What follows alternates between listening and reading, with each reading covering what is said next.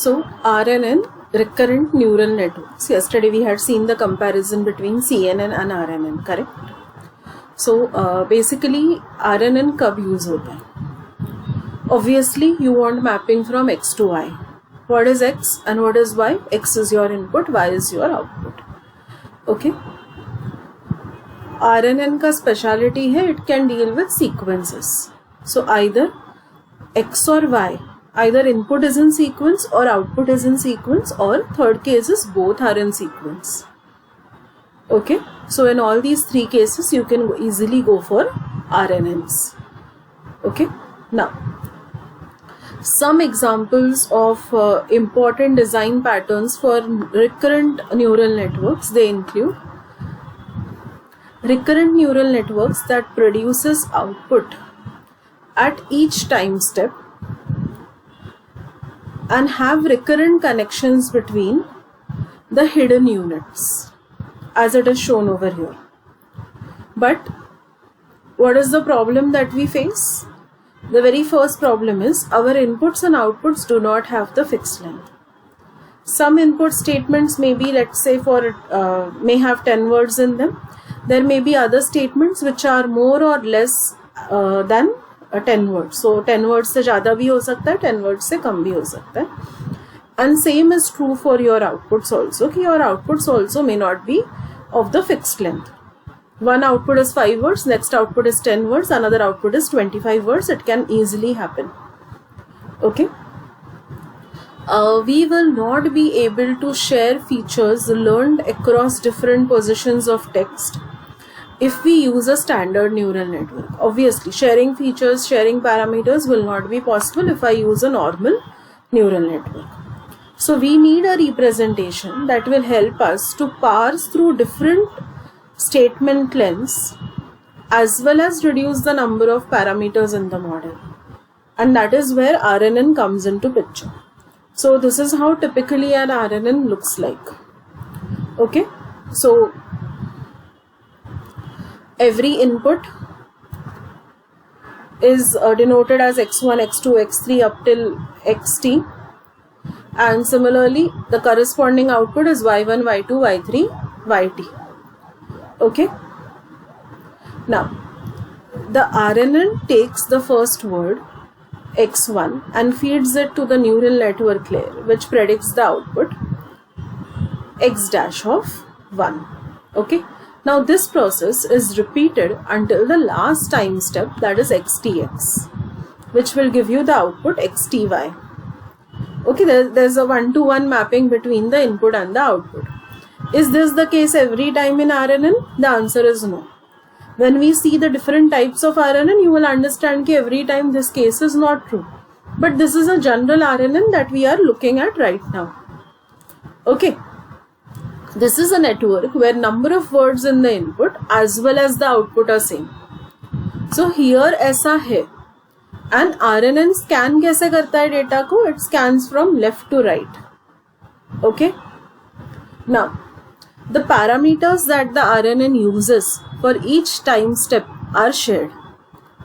So we have the parameters shared between each input and the hidden layer, which is WAX. Now remember these terms, we are going to require it later on. So what is WAX? It is the parameters between your input and hidden layer. Okay. Every time step, which parameter is there? WAA. And between the hidden layer and the output, which parameter is there? WYA. Okay. So we have three things to remember. WAX, parameters which are shared between the input and the hidden layer. WAA, parameters which are shared between every time step. And the parameters which are shared between hidden layer and the output is WYA. Okay. Very simple enough. So we are making the prediction for x3. We will also have the information about x1 and x2. x1 and x2 have already been calculated earlier in the time step. So when I come to x3, I have the previous knowledge. Okay.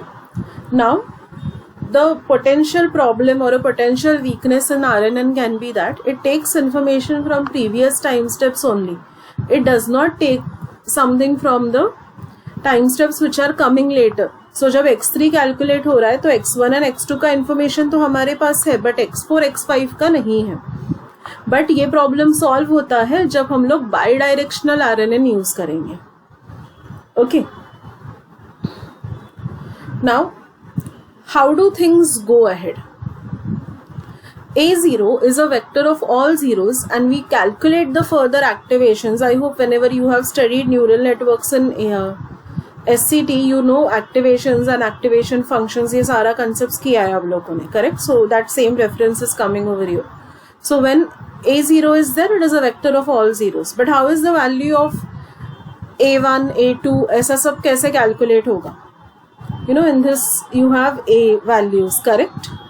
So how these values are getting calculated, the formulas are given over here. Okay, and the formula of y1 is given over here. Now this is for a1 y1, correct? Similarly you will have to calculate for at and yt also, because you have a2 y2, a3 y3, a4 y4. So all these things are there. So how will you calculate it? So a generalized formula is given over here and it uses exactly the same terms that we have described in this. So it uses WAX, WAA and it uses WYA. Okay. So for A1 this is how we calculate it. For A2 this is a generalized formula. Okay. Now we horizontally stack WAA, WYA to get this. Okay, I'm not reading the formula, you can just go through the formula. Are stacked vertically. So rather than carrying around two parameter matrices, we just have one single matrix. So everything can be calculated in one single matrix. You have to understand one thing.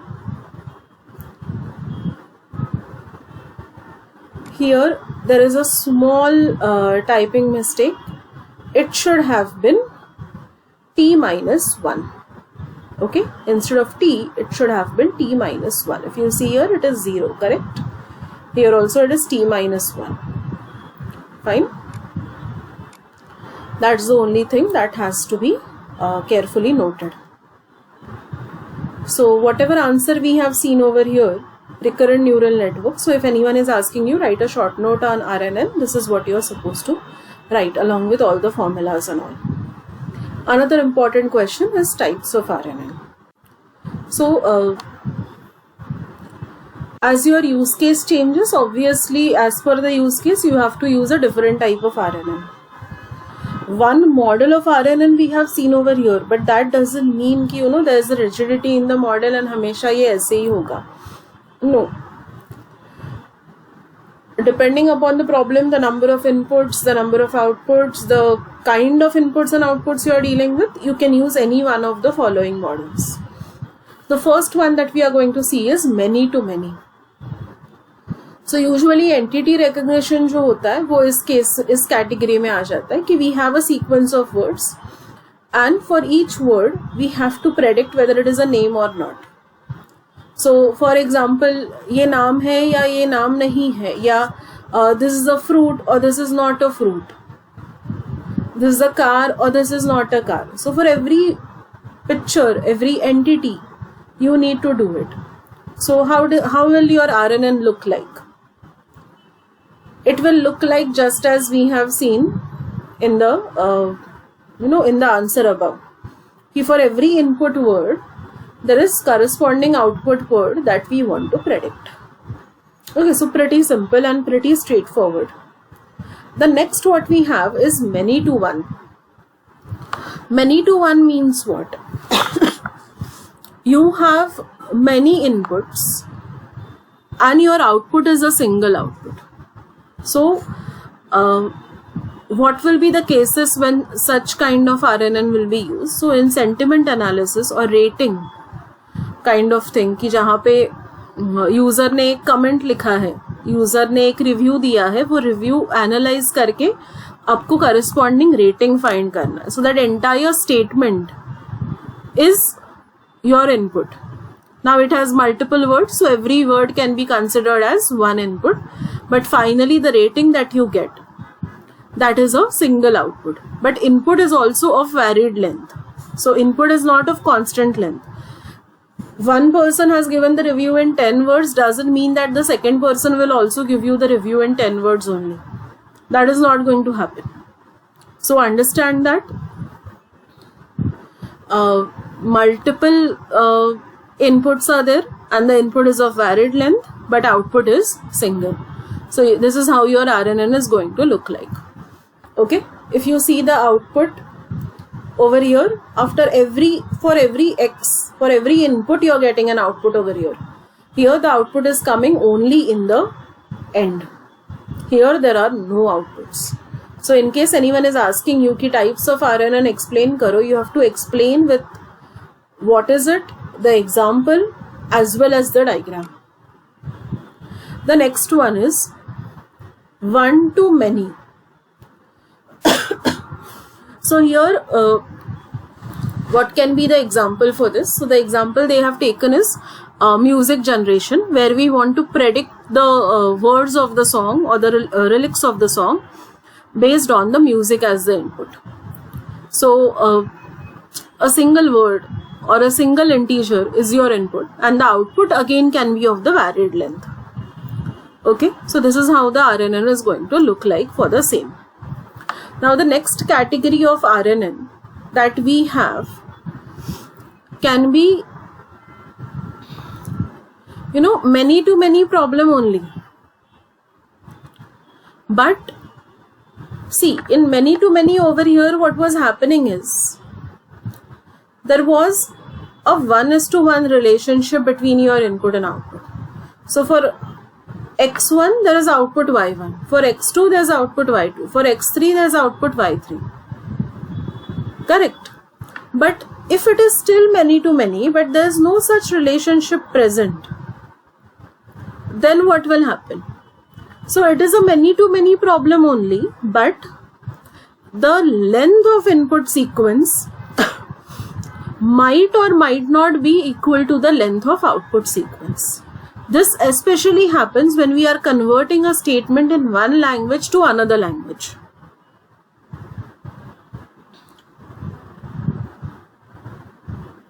Whenever we are translating from one language to another language, हमेशा ये होता नहीं है कि दोनों languages में statement का length same रहता है, अलग अलग हो सकता है. इसीलिए ये many to many ही है, but there's one difference in it. Okay, so in this case, in such cases where it is many to many, but the length of input and output are not going to match every time, then in that case you have a encoder part and a decoder part. So the encoder part reads the input sentence, and the decoder part will translate it to the output sentence. So the number of encoding elements you will have will depend on the length of your input. The number of decoding elements you will have, that will depend on the length of your output.